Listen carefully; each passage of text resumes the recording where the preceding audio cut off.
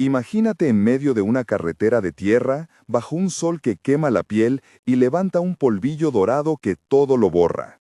Dos figuras encorvadas, pequeñas entre la inmensidad, se sientan en el borde del camino. Sus manos están temblorosas y el silencio pesa más que cualquier palabra. A lo lejos, entre hierba seca, aparece una sombra grande. Un león que se acerca, su paso medido, su presencia tan inesperada como la traición que acaba de ocurrir. ¿Quién los dejó ahí? ¿Cómo se llega a abandonar a los propios padres en la soledad del mediodía? Lo que verás a continuación no es solo una historia de abandono, es un puñetazo de realidad y un giro que nadie anticipó. No empezó en esa curva polvorienta.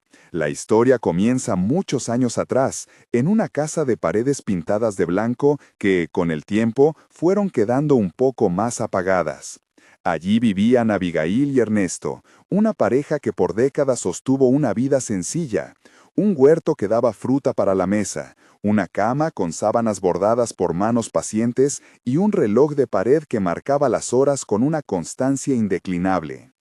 Ella cocinaba con manos firmes pese al tiempo. Él trabajó en la carpintería del pueblo hasta que las rodillas dijeron basta.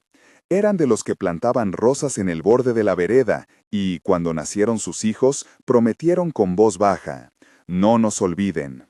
Abigail solía decir que todo valía la pena por verlos crecer. Ernesto, apasionado por la madera, enseñó a su hijo mayor cómo sostener una garlopa. A su hija le mostró a reconocer las distintas flores que florecían en la primavera. Gastaron noches en vela ayudando con tareas escolares, ahorraron para pequeñas cosas, rehuyeron lujos para dar educación. Cada decisión parecía ir destinada a una promesa, una vida un poco más fácil para los hijos, una vejez que sería cuidada con la misma ternura con que habían sido cuidados. En las fotos enmarcadas, los rostros de Mauricio y Sandra brillaban de orgullo juvenil. Pero las promesas, como el papel al sol, a veces se vuelven frágiles. Con los años algo se fue resquebrajando, la ciudad, el trabajo, las nuevas amistades y una necesidad de mostrarse de cierta forma ante otros comenzaron a abrir un hueco insospechado entre los lazos. No fue una traición explosiva, sino un goteo. Antes llamadas largas y llenas de detalles, luego mensajes cortos, visitas que pasaron de espontáneas a calendarios vacíos, excusas bien ensayadas. Las primeras veces, Abigail las justificó. «Están ocupados», decía con un tono que ocultaba la inquietud. Ernesto, más nublado por la resignación que por la ira, repetía que la vida se complica. Pero ellos recordaban las pequeñas promesas, la comida compartida, los abrazos en noches frías, las risas entre el humo de la cocina. Cuando la soledad empezó a hacerse palpable en desayunos sin compañía, Abigail plegó sus manos sobre la mesa y murmuró una frase que fue como un pedido de ayuda: «No nos olviden». Las llamadas terminaron convirtiéndose en sonoros silencios. Una vez, cuando la lluvia golpeó con fuerza el tejado, Abigail llamó a Sandra con la intención de pedir una receta que la hija solía enviar. La llamada cayó en el apuro de quien no puede hablar. «Tengo que irme, después hablamos», dijo Sandra al teléfono, con el ruido de fondo de una vidriera que se abría y cerraba y un coche que arrancaba. «Después hablamos» se transformó en la frase que más dolió, porque nunca llegó ese después. Hubo pequeños episodios que fueron como advertencias, señales de un cambio de prioridades. Mauricio empezó a vestirse con más esmero, su mirada buscaba aprobación en quienes lo rodeaban. Sandra se refería a la casa con un término que antes parecía ajeno: esa casa vieja. Orgullo social, deseos de ascenso, miedo a ser juzgados por el círculo nuevo, no hay una sola causa, sino muchas decisiones acumuladas. Y detrás de cada decisión, la dificultad de ver el peso que dejaban en otros. Un día, después de meses de silencios, los hijos llamaron. La voz de Sandra tenía un matiz extraño, una mezcla de cordialidad y prisa. «Queremos llevarlos a dar un paseo», dijo, como quien ofrece una promesa que suena a reconciliación. Mauricio insistió desde el fondo. «Será bueno, mamá, solo el mediodía, unos paisajes, nos hacemos unas fotos». Abigail y Ernesto, que todavía sostenían la esperanza como una vela que no quería apagarse, aceptaron con una mezcla de alegría y asombro. Se arreglaron con la paciencia de los que se preparan para un regalo que quizás sea la última gran celebración de su vida. El viaje comenzó con el clásico murmullo de autos y radios, la ciudad fue quedando atrás y la carretera se volvió de tierra, con bordes de pasto reseco que cortaba los zapatos de los caminantes. Un sol implacable puso su sello sobre el paisaje y la temperatura pareció aumentar con cada kilómetro. En el coche, el silencio se hizo más denso que el aire caliente. Las conversaciones fueron mensajes cortos y pocos gestos. ¿Hace cuánto que no venías por aquí?, preguntó Abigail con la voz tanteando el terreno. La respuesta de Sandra fue un fragmento distraído. Demasiado, mamá. Mauricio miraba la ruta como si buscaba algo que no encontraba. Con cada kilómetro la tensión aumentó. Hubo pausas largas, miradas que no se transformaban en palabras. Ernesto, con la paciencia de muchos inviernos, intentó sostener la conversación a golpe de anécdotas de su carpintería. Mauricio soltaba sonrisas mecánicas. Había una suavidad en la escena que, si no fuera por la incomodidad del silencio, podría haber parecido familiar. Padres que van a un paseo con los hijos, risas que esperan brotar. Pero la ruta tenía curvas que ocultaban otra intención. Llegaron a un punto donde la carretera se estrechó y el paisaje se abrió. Un sendero que llevaba a una reserva cercana, un terreno que prometía naturaleza y algo que justificaría el viaje. Sus miradas se cruzaron llenas de un miedo antiguo, el de sentirse vulnerables en un mundo que no siempre protege a los débiles. El rugido se acercaba. Entre las matas, una figura poderosa emergió, un león, con la melena al viento y los ojos fijos en aquellos dos cuerpos diminutos. El animal se movía con una calma que desmentía el estruendo que traía consigo.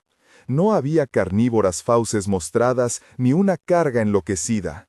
El león caminaba como quien reclama un territorio o como quien se aproxima a algo que ha llamado su atención. Abigail, que había pasado la vida preparando comida y tejiendo, se quedó paralizada. Ernesto, a pesar de los años, intentó ponerse entre ella y la fiera con ese reflejo antiguo de protector que nunca se marchó del todo.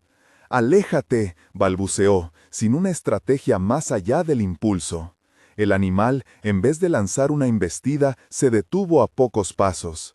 Hizo una pausa que pareció eterna. Olfateó el aire, inclinó la cabeza y, en un movimiento que nadie podría haber predicho, se dejó caer sobre la tierra, cruzando las patas delanteras y clavando la mirada en los dos ancianos. El silencio que siguió fue absoluto. El corazón de Abigail latía con una fuerza que parecía querer atravesarle el pecho. Cada sonido, el roce del pasto, el latido propio, se hizo más nítido. Ella pensó en los hijos, en el coche que se había ido, en la humillación de haber sido dejados en abandono. Pensó en la vida que habían dado, en las manos que habían criado, en las promesas que ahora parecían palabras huecas.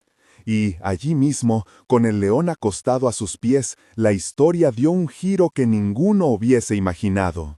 Un animal salvaje que, en vez de representar la ejecución de su destino, ofrecía una compañía silenciosa e inesperada. No es momento todavía de explicar por qué un león se acostó a su lado. Lo que sucedió no se comprende sin contexto, y el contexto vendrá de la voz de quien cuida a esos animales. Pero, en ese instante, aquel gesto se sintió más como un asombro que como un peligro. El animal no mostraba agresividad. Tenía la mirada serena de quien ha visto cosas más grandes que el momento presente. Abigail posó una mano temblorosa sobre el lomo del león, como quien toca un recuerdo que no entiende. El ruido de su respiración se mezcló con la del animal y, por un breve lapso, la sensación de abandono se vio sustituida por otra, la de no estar completamente solos. Mientras eso ocurría, el destino observaba desde distintos rincones. A pocos kilómetros, un camionero que transitaba por la ruta notó una escena insólita. Un auto partiendo a toda prisa y más adelante una nube de polvo que cubría dos figuras. Intrigado, desaceleró. Al asomarse, vio al león, a la pareja y la quietud que los rodeaba. Sacó su teléfono y, por instinto, comenzó a grabar. Su cámara captó el sonido del motor que se alejaba y enseguida después el rugido y la imagen del animal tendido junto a los ancianos. El camionero no entendía del todo lo que veía. Su pulso se aceleró y con la mezcla de asombro y responsabilidad que tiene quien transita muchos caminos, decidió enviar el video a un grupo de mensajería que compartía con colegas. No fue el único testigo. En un pequeño pueblo cercano, un grupo de jóvenes aficionadas a capturar lo extraño con sus cámaras caminaba por la ribera buscando imágenes para sus redes. Heitor, que quería convertir cualquier suceso cotidiano en contenido, y sus amigos habían tomado la ruta equivocada y habían terminado cerca de la reserva. Al escuchar la historia de boca de un lugareño, corrieron hacia el sitio. Llegaron jadeando, con cámaras en la mano, y respiraron aliviados al ver que la pareja estaba viva. Uno de ellos, sin pensar en las consecuencias, enfocó y comenzó a grabar con su teléfono. La imagen del león quieto junto a los ancianos se volvió inusitada y poderosa. Los jóvenes no fueron hostiles. Aproximaron con cuidado como quien se acerca a una escena que se debe respetar. Registraron fragmentos, susurraron entre ellos y fotografiaron la extravidad estética de aquello. Alguien en el grupo gritó: «Esto va a explotar en las redes». Una mezcla de morbo y asombro movió sus dedos, y en minutos subieron un clip corto a sus perfiles sin imaginar la cadena que se abriría. Desde la distancia se escuchó un motor distinto, un vehículo del lugar que pertenecería al santuario más cercano.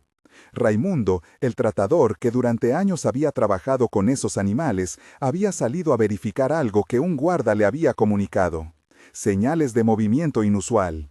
Cuando llegó, se detuvo a cierta distancia y observó la escena con ojos que habían visto muchas cosas. Animales con estados de ánimo cambiantes, actos de ansiedad, pérdidas. Se acercó con calma, sin alteraciones, sosteniendo la experiencia de quien ha convivido con el peligro y la belleza. Raimundo llamó en voz baja al león por un nombre que resonó como un profesional: Rufus. El animal giró la cabeza, registrando la voz de quien lo conocía. El tratador vio a los dos ancianos sentados en el suelo, la mirada perdida, las manos juntas, los cuerpos pequeños frente a la inmensidad felina. Se aproximó con pasos medidos, ofreciendo una voz que podía ser un puente entre la escena y la explicación. No era un milagro, ni una señal divina. Fue, dijo Raimundo más adelante cuando las imágenes lo mostrarían hablando con los periodistas que empezaban a llegar, un comportamiento observable que puede darse en animales que han perdido compañeros o que por motivos de socialización manifiestan patrones atípicos hacia individuos vulnerables. Pero en el momento, antes de cualquier análisis, lo que importaba era que había un hombre que podía, quizás, transformar el asombro en cuidado y la amenaza en presencia que protege. Mientras Raimundo se acercaba con su calma, el camionero mandó el video a un chat. Heitor ya lo había subido a su cuenta. En cuestión de minutos, la escena que nadie esperaba empezó a multiplicarse. Los primeros comentarios llegaron rápidos: incredulidad, compasión, indignación. Imágenes compartidas con frases como «¿Cómo pueden hacer eso?» y «No puedo creerlo» comenzaron a circular. En los mensajes, la pregunta que ardía en los corazones de quienes lo veían era la misma que resonaba en la carretera: ¿qué tipo de hijos renuncian a sus padres así? Abigail no sabía nada de la circulación digital, no tenía la fuerza para comprender en ese mismo instante la dimensión mediática que alguien enciende con un dedo. Pero podía sentir que algo cambiaba en el aire: la llegada de más gente, voces lejanas que se acercaban, la presencia de un hombre que hablaba con el león y, sobre todo, la certeza de que no estaban solos en el plano físico, aunque lo estuvieran en el plano humano que más necesitaban. En el interior de la ciudad, la notificación en un teléfono sonó como un pequeño disparo. En la pantalla del dispositivo de Sandra, mientras su día continuaba entre compromisos y excusas, apareció un video con centenares de reproducciones, y esa imagen que detona: sus padres, dos figuras diminutas en la ruta y la sombra de un león junto a ellos.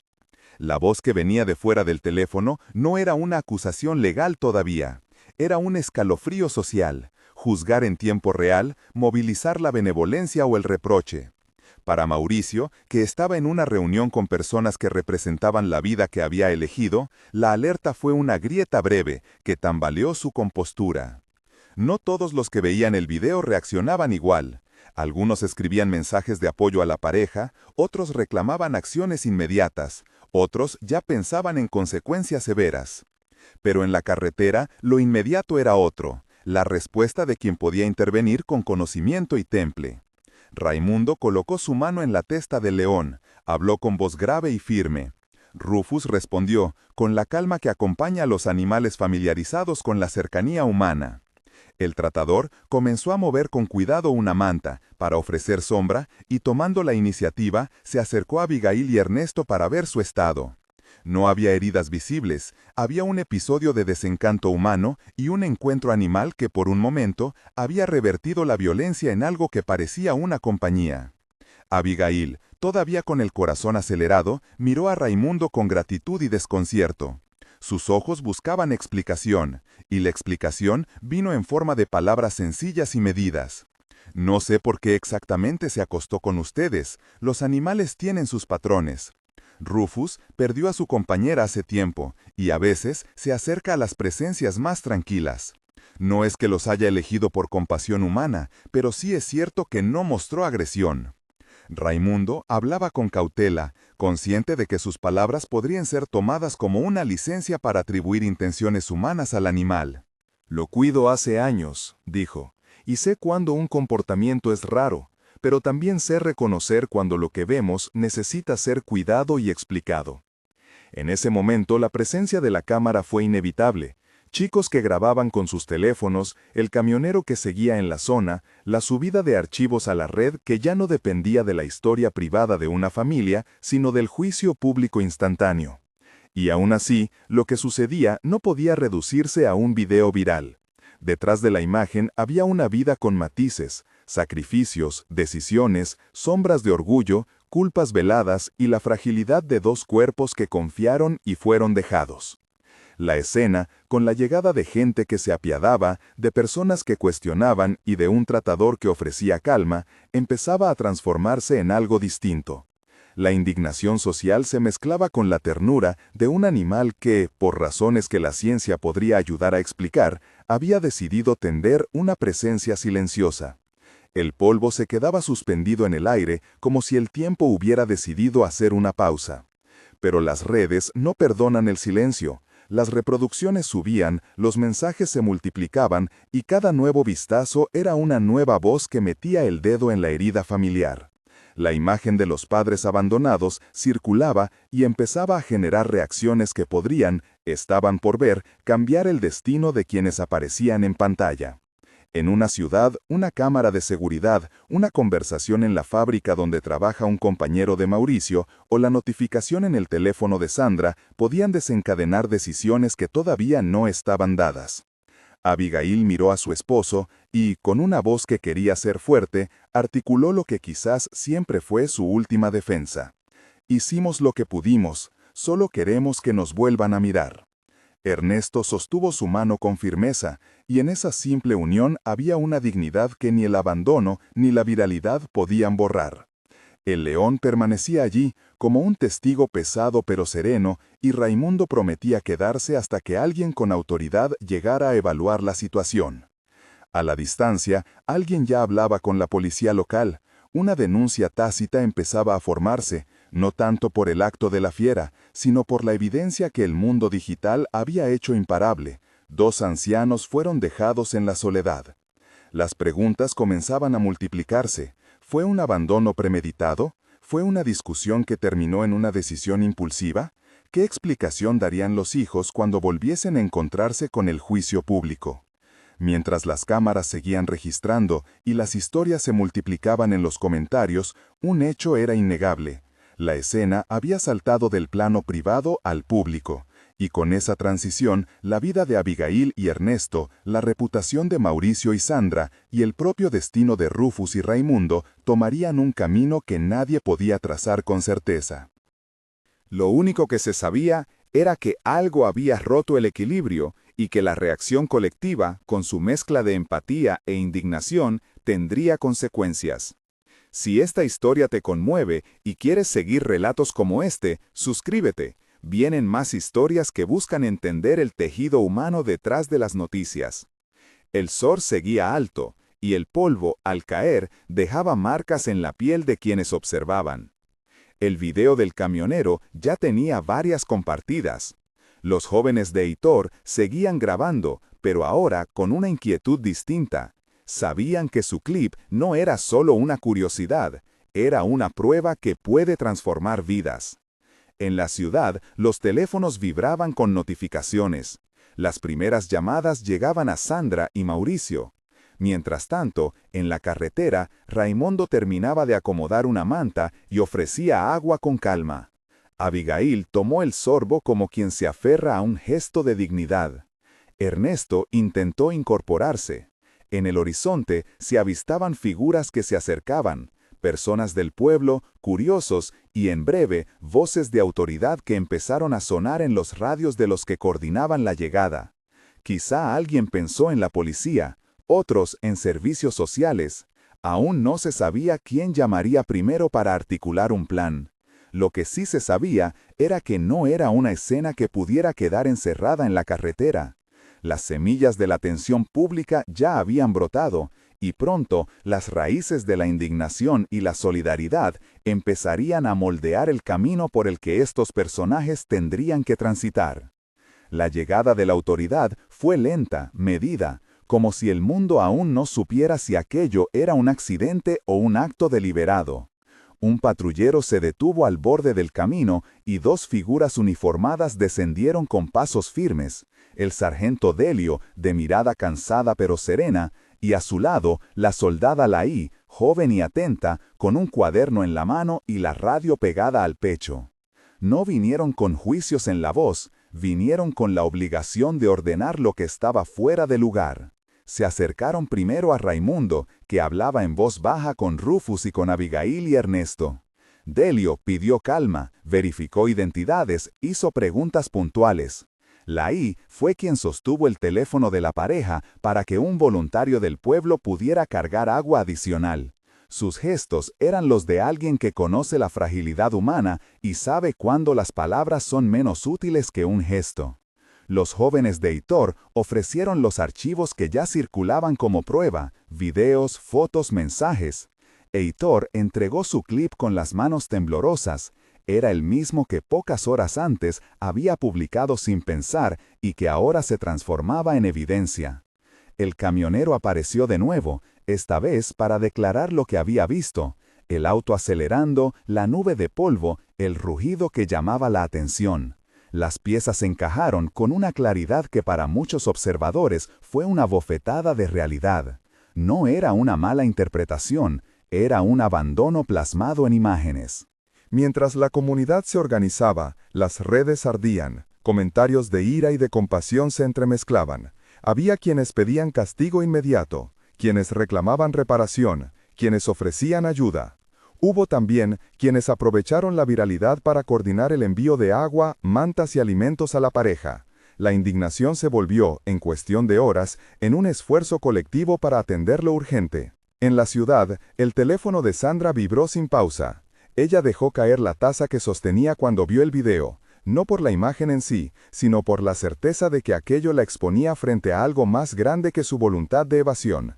Mauricio, al otro lado de una reunión que ya no tenía sentido, sintió como si una cámara invisible le mostrara, sin filtros, su propia acción. No hubo necesidad de búsquedas sofisticadas. La viralidad trazó un camino hasta ellos como una marea incontrolable, y, ante la evidencia, la vergüenza rompió la defensa. Los hijos regresaron al sitio por la presión social, no por voluntad inmediata de pedir perdón.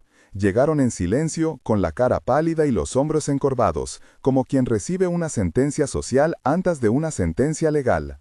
Al bajar del auto, la gente observó. Algunos miraron con reproche, otros con la curiosidad que mezcla juicio y morbo. Abigail, sentada en una manta, los vio venir, y su rostro fue un mapa de incredulidad. Allí estaban sus hijos, exhaustos de modernidad y de excusas, reducidos a dos figuras minúsculas frente a la realidad que habían causado. ¿Por qué? Fue la pregunta que rompió el aire, saliendo de la garganta de Abigail como una punzada que no pedía justificación técnica, pedía humanidad. Sandra intentó hablar. Sus palabras fueron un tropiezo entre pedidos de perdón y explicaciones torpes, trabajos, compromisos, el miedo a ser juzgados por la nueva vida, la idea de que sus padres no encajaban en su presente. Mauricio, sin grandes palabras, puso la cara en las manos. No era una defensa, era una confesión muda. No pedían perdón como estrategia, lo pedían porque ya no podían sostener el peso de la imagen que habían sembrado. La escena fue, a la vez, conmovedora y áspera. La sargento Laí redactó una nota. Delio habló con los hijos, que, en la intimidad del breve intercambio, admitieron el abandono. No hubo dramatismos, reconocieron la humillación causada, la falta de previsión, la cobardía que los hizo optar por la distancia. La policía actuó con cautela, levantó testimonios, recogió las grabaciones y registró el estado de los ancianos. No se trató de un linchamiento público, fue la constatación de un hecho que, por la viralidad, tenía que ser documentado. En las horas siguientes se activaron instancias que, en un contexto no mediático, habrían tardado más. Un promotor del fuero local, consciente de la sensibilidad del caso y de la opinión pública, propuso una salida que, a ojos de muchos, intentaba balancear la necesidad de justicia con la posibilidad de reparación. Una pena alternativa centrada en la restitución. No se habló de números, ni de plazos públicos, ni de artículos de ley. Se habló de una medida que obligara a los responsables a enfrentar el daño causado y a contribuir con acciones concretas en favor de quienes habían sido lastimados. La idea, en términos generales, fue clara: servicio comunitario orientado al cuidado de adultos mayores, combinado con instancias de reflexión y acompañamiento psicológico para los acusados. No faltaron voces que se oponían. Un sector pidió sanciones más firmes, aduciendo que el abandono no puede quedar reducido a un gesto simbólico. Otros, en cambio, vieron en la alternativa una oportunidad de aprendizaje y de reparación real. Si los responsables se comprometían a cuidar, a encontrarse con la realidad que habían ignorado, tal vez aquello podría transformarse en algo más que una mera pena. Mauricio y Sandra aceptaron la propuesta con reservas, más por el peso del público que por una convicción inicial. Sin embargo, la primera vez que, bajo la supervisión de quien coordinaba el programa local de atención a la tercera edad, cruzaron la puerta de un centro comunitario, algo empezó a cambiar. Fue un primer paso incómodo. Presentarse frente a personas que podrían ser como sus padres, mirar a los ojos a quienes suscitan asociaciones difíciles y aprender a realizar tareas que no se ejecutan con orgullo, sino con humildad. El trabajo no fue instantáneamente redentor. Hubo días en que la atención del pueblo los recordaba con murmullos, en que la culpa volvía con fuerza y en que la distancia pareció inquebrantable.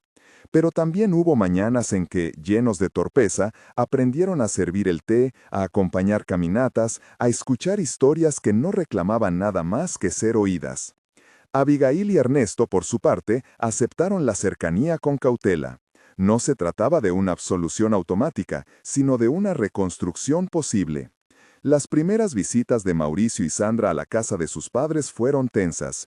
Abigail recibía a cada uno como quien abre la puerta de su vida para comprobar si aún había lugar para lo que una vez se prometió.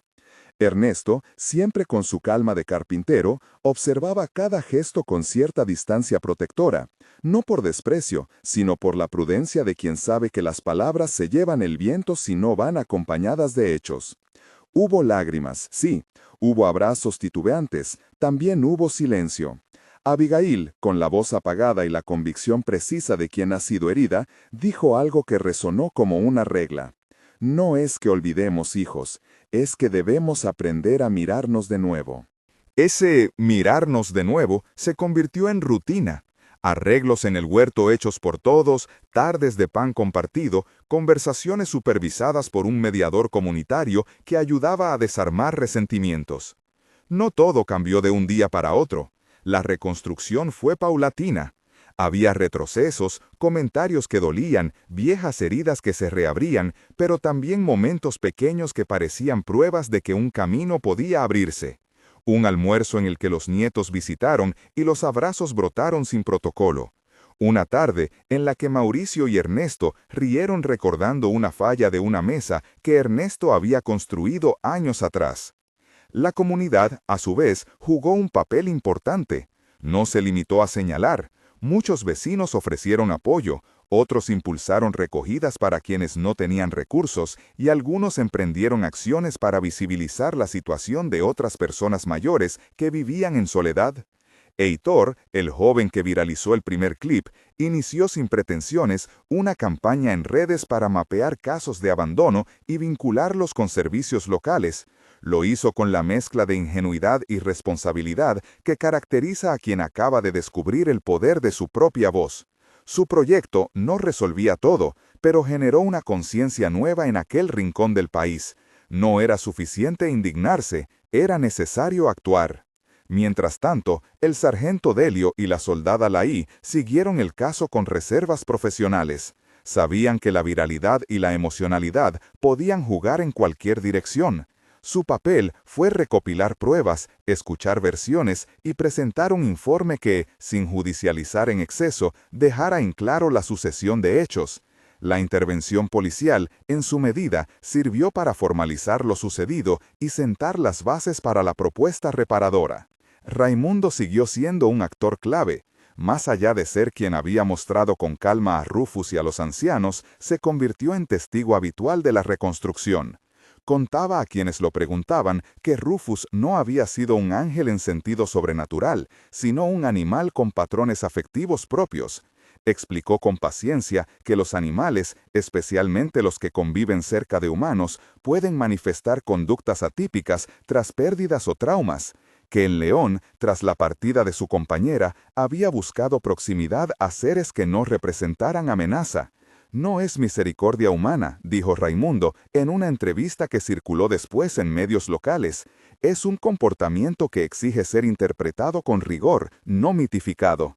Y añadió, con la voz de quien conoce límites: eso no quita el simbolismo que la gente pone. A veces, lo simbólico sirve para abrir los ojos de quienes no querían ver.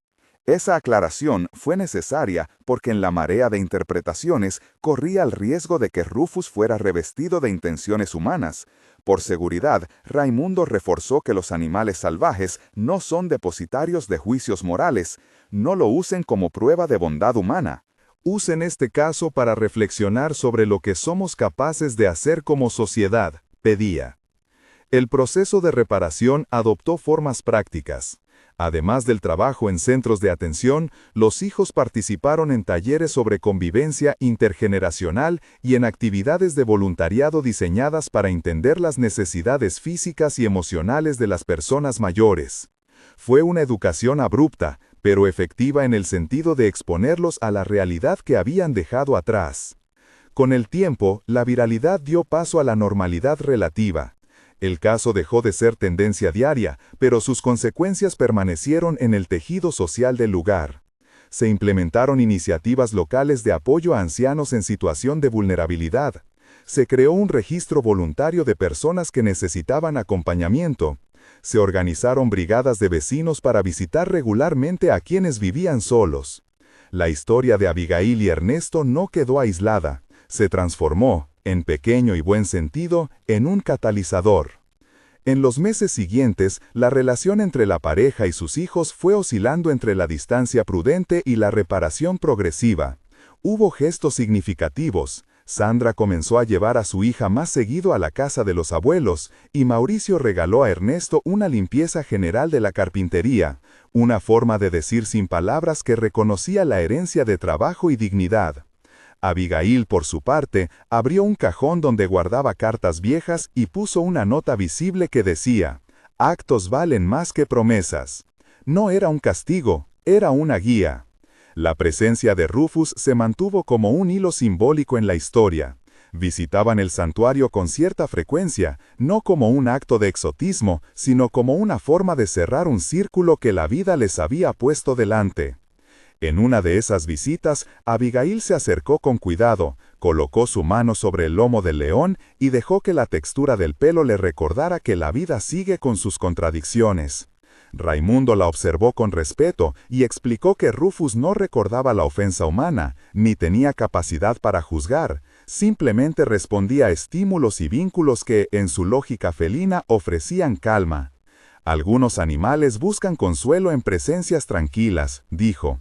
Eso no es un milagro, es comportamiento, pero también es verdad que, para ustedes, fue una señal para mirar de nuevo.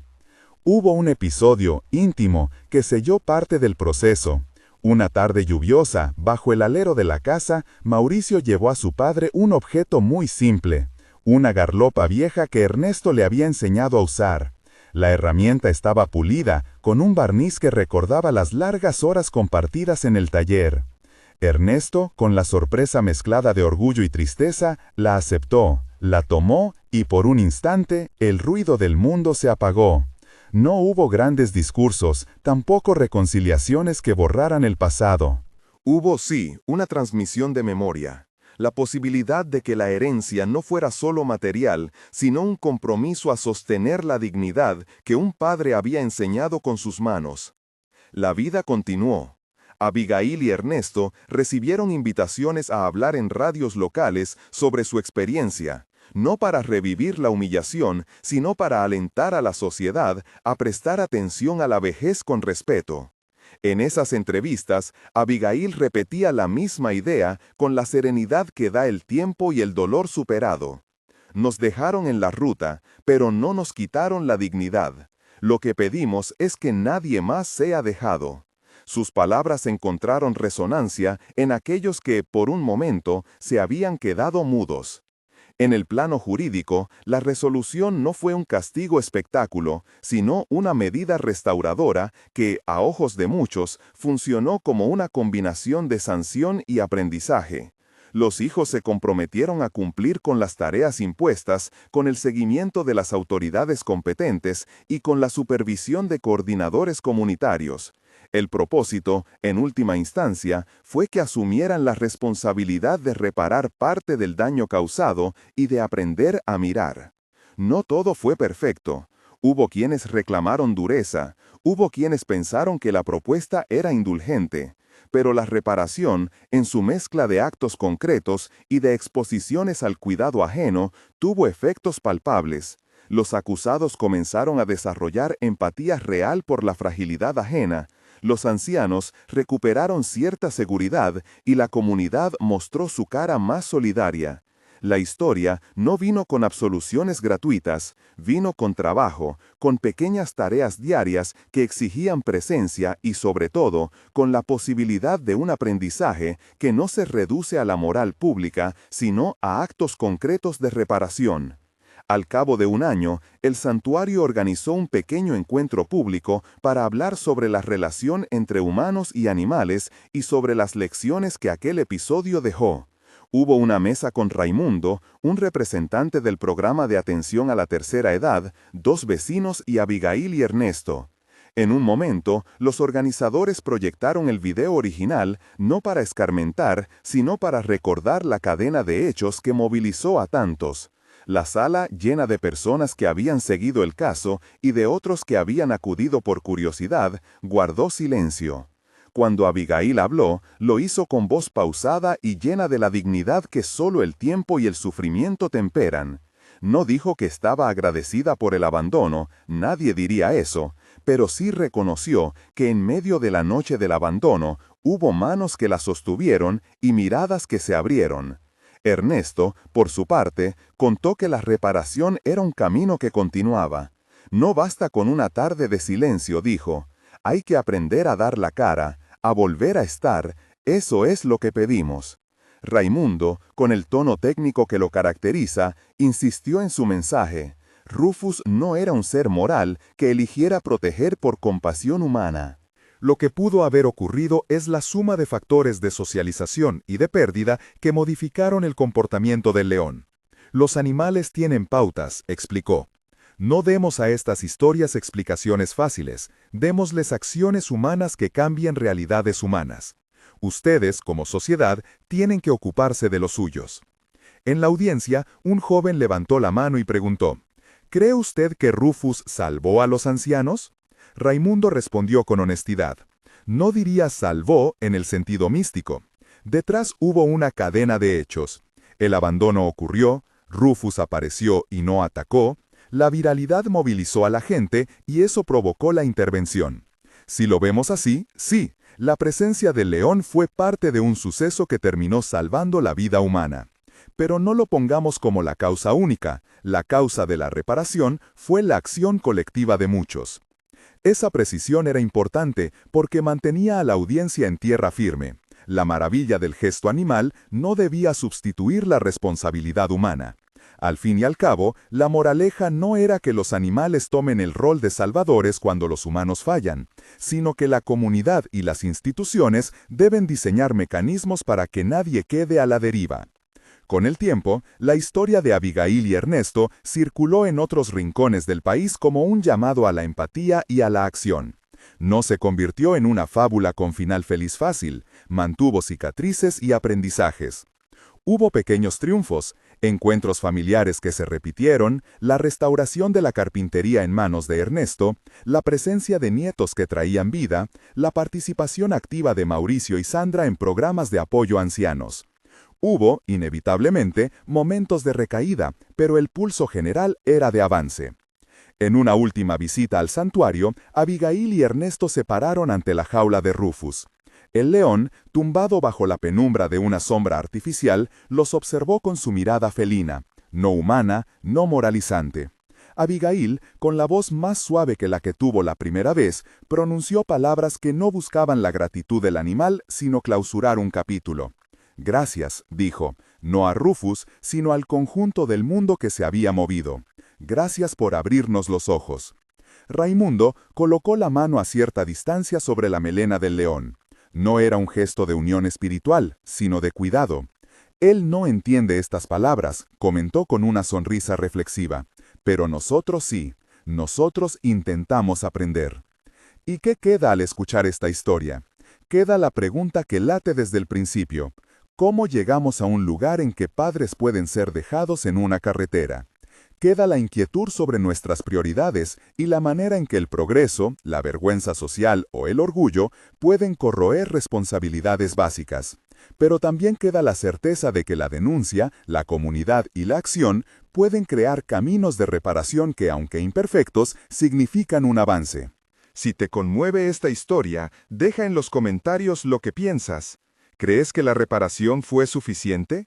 ¿Qué harías tú si estuvieras en el lugar de Abigail y Ernesto? Comparte este video con alguien que necesite recordar que la vejez merece respeto y que a veces la indignación pública puede transformarse en ayuda concreta.